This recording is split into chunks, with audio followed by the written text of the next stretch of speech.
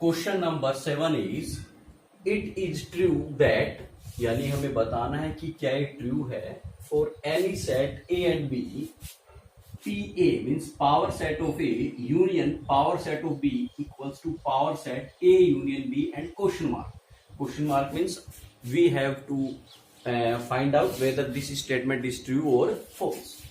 So answer number 7, there are two sets, so let A equals to 1 and B equals to A. These are two sets. Now we have to find out power set of A. So power set के लिए पहले हमें A जो है उसके subset पता करने होंगे. So A का सबसेट एक तो होगा 5 और एक होगा ये itself. Okay, so this is power set of A.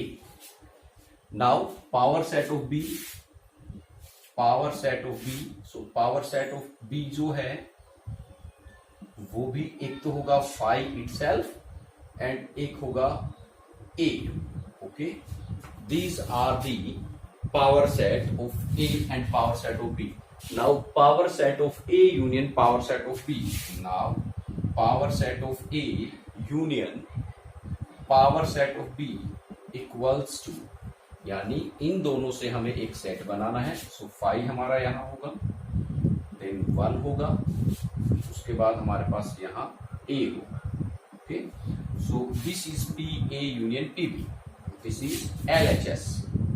Now RHS में पहले we have to find out A union B. So A union B equals to, this is A and this is B. So A union B is 1 and A. Now power set of A union B. So power set of के लिए सबसे पहले तो एक होगा 5 empty set, उसके बाद ये खुद जो सेट है वो itself होगा सबसेट, उसके बाद एक एलिमेंट का 1 होगा और A. So this is the power set of A union B. So this is RHS. Now देखिए 5 है, 1 यहाँ है, A यहाँ है, but this element 1, A, this set does not exist in LHS.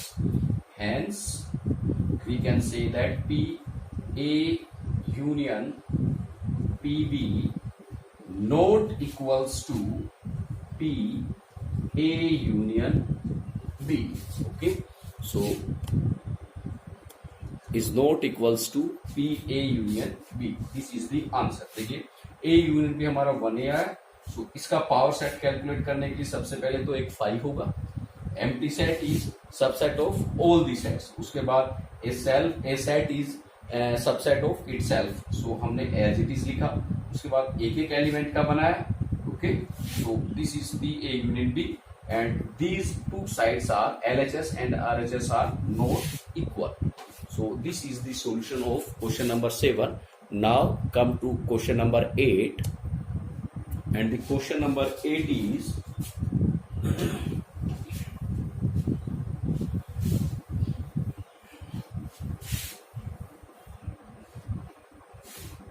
Answer number 8. उसमें हम फर्स्ट पार्ट जो है वो देखते हैं. First, so that for any set A and B A equals to this one. So यहाँ फर्स्ट जो है उसका मैं RHS लेता हूँ.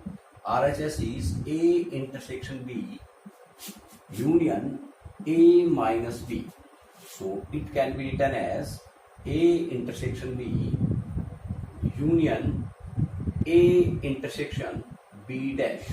देखिए ये हमारा हम बात करें, सपोज यूनिवर्सल सेट है, this is our A and this is our B. So A minus B, so A minus B means this region. A minus B is this region. Same region को हम यहां लिख सकते हैं. देखिए this is A, this is B, this is union. Now A, so A हमारा हुआ this one, this is A intersection B dash. B dash सबसे पहले हम देखें B dash. B dash means जो B है उसको छोड़ दे. बी डैश, देखिए B dash means U minus B, B dash means U minus B, so you में से बी को छोड़ देते हैं, उसके अलावा जो रीजन होगा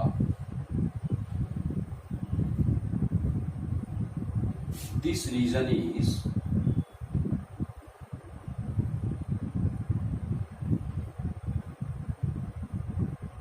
you can say that this region is B dash. Now A dash intersection B dash, intersection means common.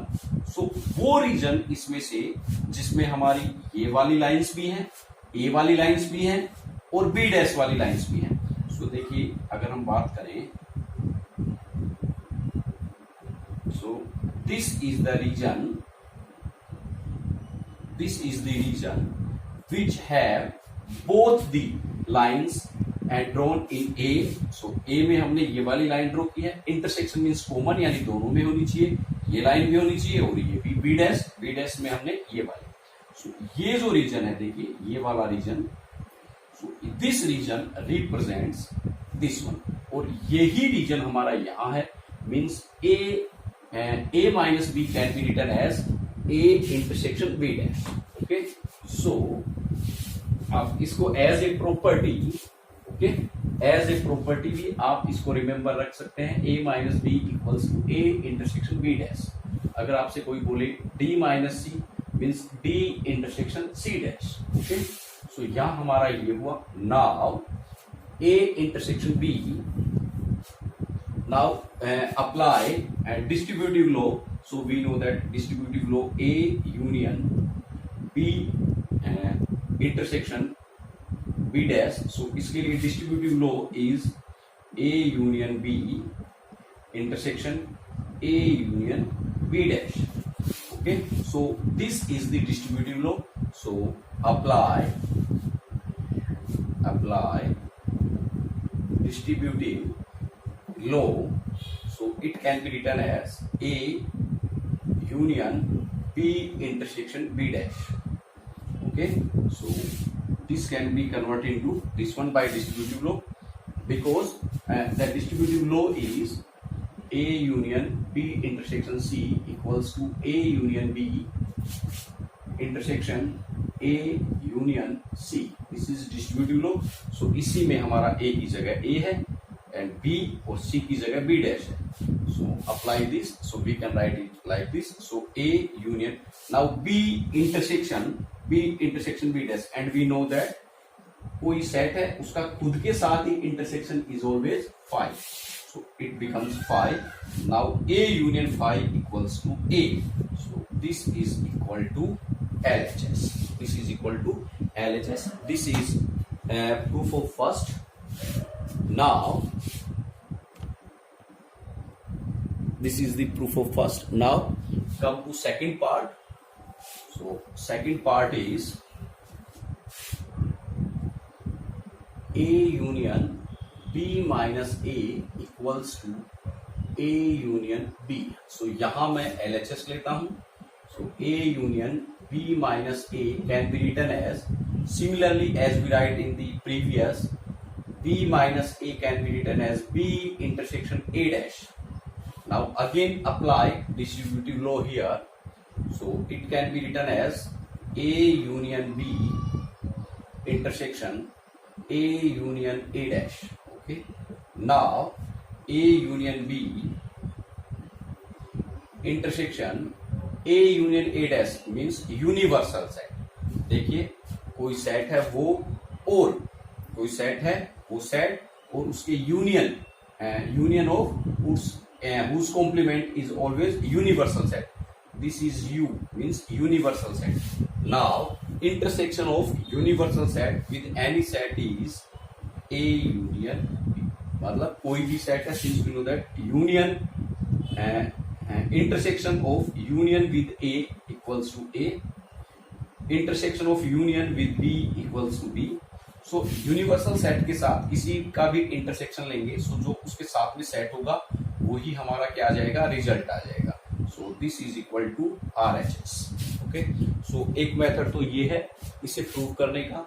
और इसी क्वेश्चन को, क्वेश्चन नंबर 8 को we can prove by Venn diagram. Okay, so we can prove question number 8 by Venn diagram also.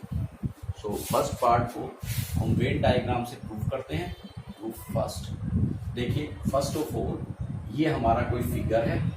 Okay, so first of all this is A, this is B, so A intersection B, so this region is, you know that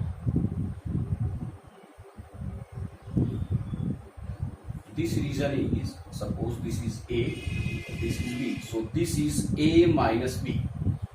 Okay, and this region represents A intersection B. Okay, now A intersection B, so this is A intersection B, union का मतलब add करना, यानी इस reason में हमें add करना है A minus B. So A minus B is this, so this is the complete region, this complete region equal to A। So this is the proof of first. Now अगर मैं बात करूं in second, so in second में suppose हमने ये diagram plot किया, so this is A and this is B, so this is A,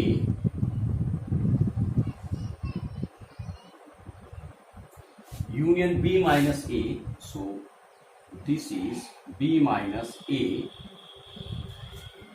You can write here, this complete region is A and this region is B minus A.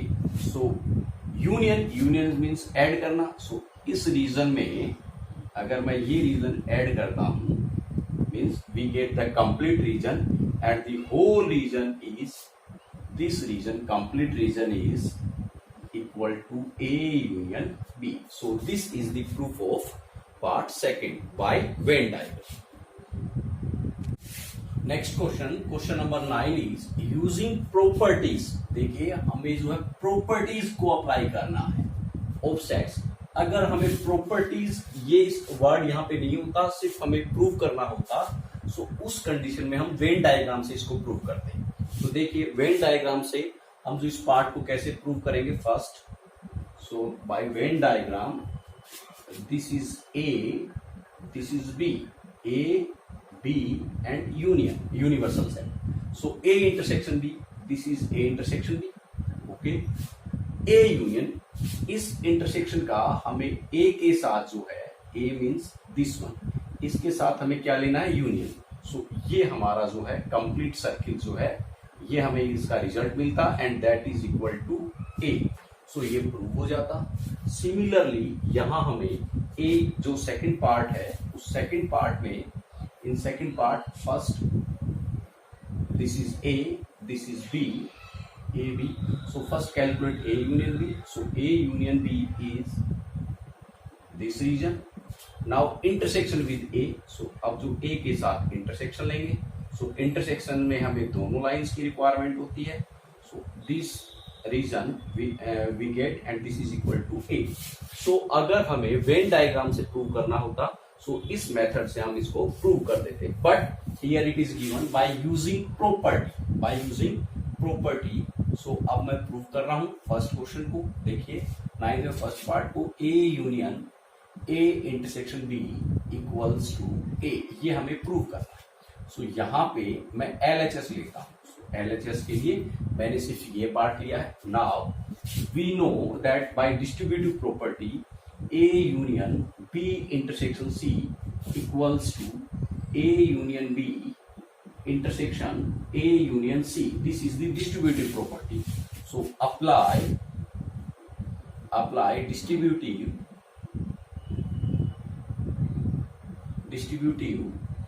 property. So देखिए A की जगह A union B की जगह हमारे पास A है और इस B की जगह C है। So ये प्रॉपर्टी अगर हम यहाँ अप्लाई करें, then we get A union A intersection A union B. So A union A means A intersection A union B. हमें जो है सेकंड पार्ट मिला है। अब हम आगे इसको प्रूव नहीं कर पा रहे हैं क्योंकि इससे हमारा ये पार्ट आ गया है। सो ये मेथड हमारा यहाँ आया जाके फेल हो गया। सो देखिए कुछ और करते हैं, उसके लिए देखिए क्या करेंगे। मुझे तो ये पता था कि डायरेक्टली मैं सेकंड मेथड अप्लाई करूंगा तो इसका आंसर हो जाएगा, बट मैंने डिस्ट्रीब्यूटिव लॉ आपको यहाँ अप्लाई करके दिया है, जिससे कि आपको भी पता चले कि why this question can not be solve bye distributive law. So now अब देखिए यहाँ मैं बात करूं इस ए की और बात करूं ए इंटरसेक्शन बी की। सो इनमें से दोनों में से A and A intersection B, इनमें से कौन सा सबसेट है और कौन सा सुपरसेट है। सो देखिए we know that this is subset and this is superset, this is superset. A intersection B यहां सबसेट होगा किसका, ए का, बिकॉज अगर मैं बात करूं वेन डायग्राम से, सो देखिए this is A and this is B. So A intersection B means this one or A means this region.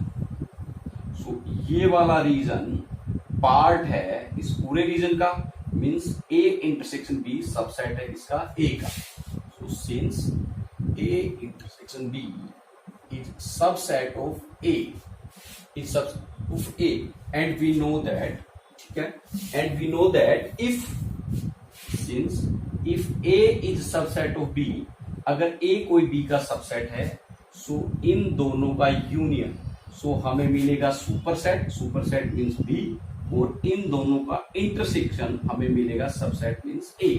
तो यहाँ पे देखिए ये हमारा सबसेट है, ये हमारा सुपरसेट है, सो सबसेट और सुपरसेट का union, so hence A union A intersection B, subset और सुपरसेट का यूनियन जो है we get superset, we get superset. So this is superset A and A intersection B is subset, so subset और superset का union we get A. So this is our first by apply this property. Now come to second part. Second part is A intersection A union B. यहां भी मैंने जो है LHS लिया है। अब देखिए यहां सेकंड पार्ट में दिस इज, इन दोनों में से कौन सा सबसेट है और कौन सा सुपरसेट है। सो यहां अगर हम बात करें, this is our Venn diagram A and this is B, A and B. So देखिए ए मीन्स ये वाली value and A union B, so A union B means this complete value. So यहां पे A union B is superset, A is subset, so A is subset of A union B. And we know that एक set, subset और superset का intersection,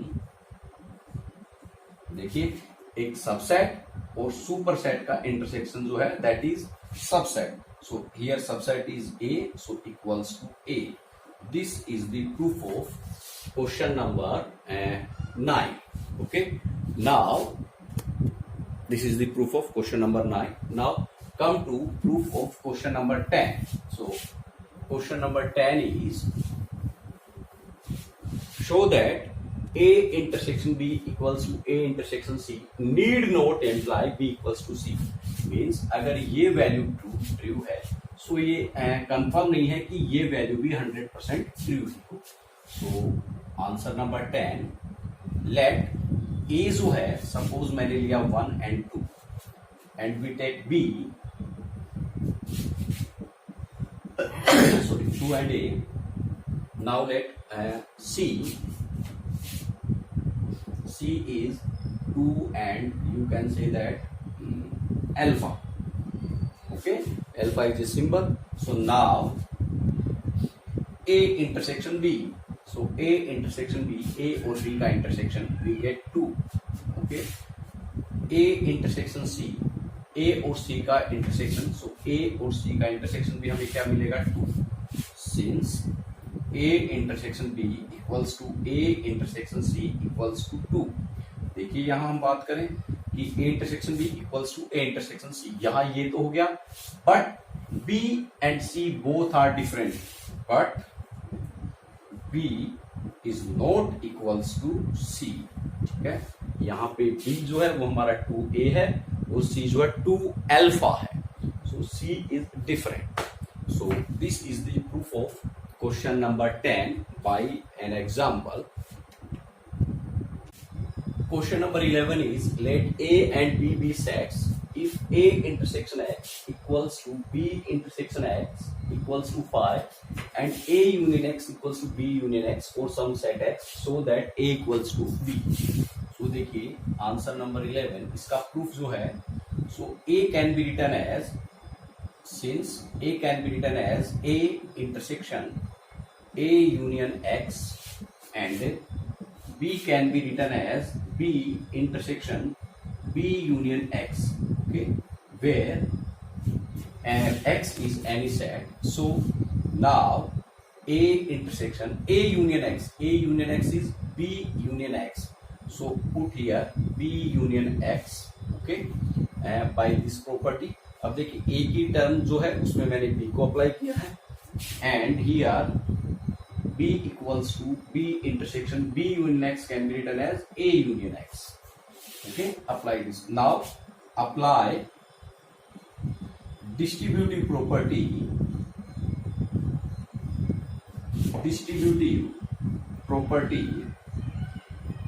So it can be written as A intersection B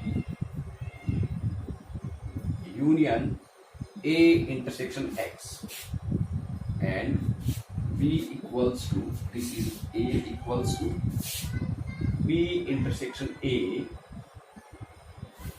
union B intersection X. Now A intersection B union, so A intersection B union A intersection X. So A intersection X and B intersection equals to phi. So we can write here phi. So A intersection B union phi is A intersection B. So this is A and here B equals to B intersection A union B intersection X equals to phi. So it can be written as B intersection A. This is B because phi के साथ किसी का भी union हो, so we get the same value. Now this is equation first and this is equation second. Now since A intersection B equals to B intersection A, देखिए यहाँ मुझे मिला A intersection B, यहाँ मिला B intersection C, यहाँ मिला B intersection A and both are same. So hence by first and second put the value A intersection B equals to A and put the value B intersection A equals to B.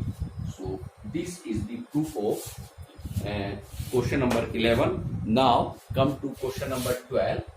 So question number 12 is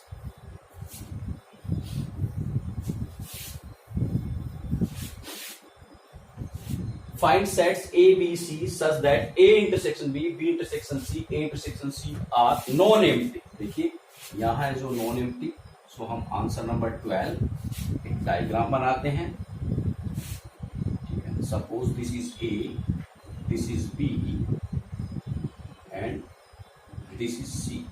So यहाँ हमें A intersection B intersection C इसको तो phi रखना है, empty रखना है, so इसमें कुछ नहीं लिखेंगे. उसके अलावा A intersection B, so यहाँ पे सपोज मैं लिख देता हूँ 1, B intersection C, B intersection C वाला रीजन यहाँ लिख देता हूँ 2, A intersection C यहाँ लिख देता हूँ 3 और सपोज यहाँ 4, 5 and this is 6. So now A equals to 1, 3, 4. So 1, 3, 4 and B equals to 1, 2, 5. So 1, 2, 5 and C equals to 2, 3, 6. So 2, 3, 6. So यहाँ पे अगर मैं बात करूं देखिए A, B, C such that A intersection B. So now A intersection B equals to, यहाँ से A intersection B is 1, non-empty set. Now B intersection C. So B intersection C की अगर हम बात करें so 2. This is also non-empty set. Now A intersection C.